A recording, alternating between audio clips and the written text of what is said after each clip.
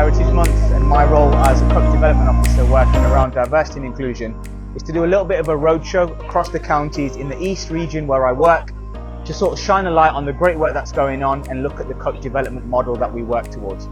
So the program was set up initially a while ago, and this focuses on one of our three main areas, which is recruit and deploy. And that's find coaches that are needed to fill a space, which is where we've got participation, deploy them and give them some coach development support. So myself and a few of us got together, wanted to kind of start a few projects. The Inclusion Advisory Group, this was part of the Inclusion Advisory Group, one of the projects that we looked at doing.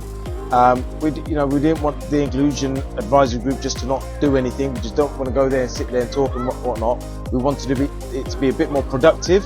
And one of the things that we wanted out of it was to set up an academy to try and increase the Asian participation within football. That was the focus for that. This community, there's not much going on with the kids these days. We know there's all sorts out there, but we want them to have some kind of concrete base and something to take, some kind of skill. And I think it's something that we can give back to the community. Find a team or a group where we could put them in, and we found that there wasn't much support, or they felt like they were neglected, or they weren't getting the kind of background. I guess support is what I'm looking for here. They weren't getting that.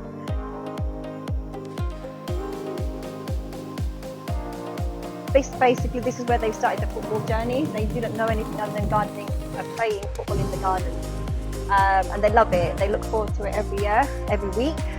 Sorry. And I just can't wait. So I've got two boys already here. It is the opportunities that they're getting here. It is just not something they've had anywhere else.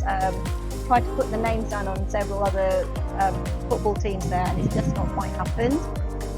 So they're making new friends. We're seeing a lot more parents here. We're making friends. We are kind of, as mothers, we try to do a bit of footballing wherever we can. It's not experts for anything as such, but it's encouraging us.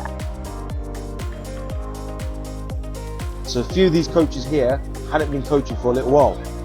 I then re-engaged with them and said, listen, I'm setting this up, need some coaches, are you on board? They said, yep, I've got my level 1 qualification, I'm 100% on board. So we've got a few coaches from there, and then I've got a few other people that we've got that we're developing to try and get to the level 1 coaches. Just got their playmaker one done, and then there's a couple of coaches. We've got Kois and Amar and a few others that are looking to go into the UAFC. One of them's got the UAFC now. So we are, as much as we're trying to develop the children playing here, we are also trying to look at developing the coaches and seeing how the coaches can develop within the game of football as well.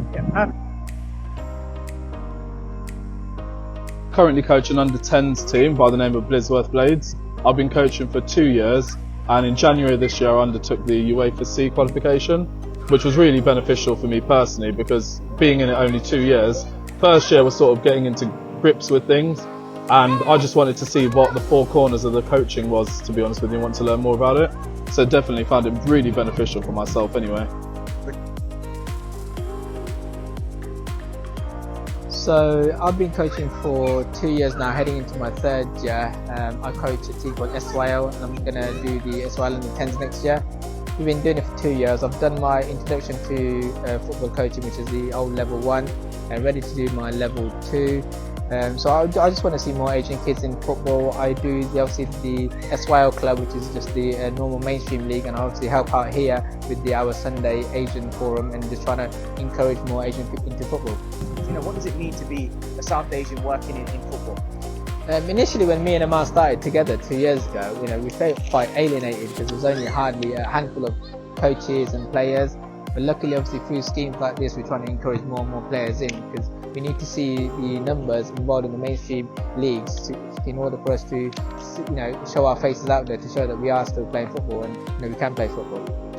I can only echo what Kois was saying. It was the same 30 years ago when my uncle, who currently works for the FA, started the same initiative in Luton, and 30 years later we're still trying to continue it. But like Kois said, even when we first started our coaching journey together, you would only see a handful of Asian kids throughout the whole season, let alone in a team or a couple of teams.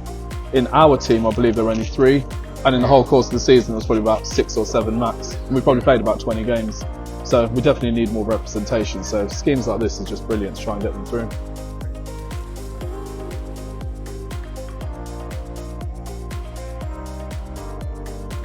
Within South Asian Heritage Month, what does it mean to you to be South Asian? A lot. I mean, it's obviously, I'm born and bred here, but obviously our heritage is something that we hold quite close to our hearts and stuff. So we'd like to see the game, the whole game more inclusive completely. And I think that's what one of my main, or our main objectives here is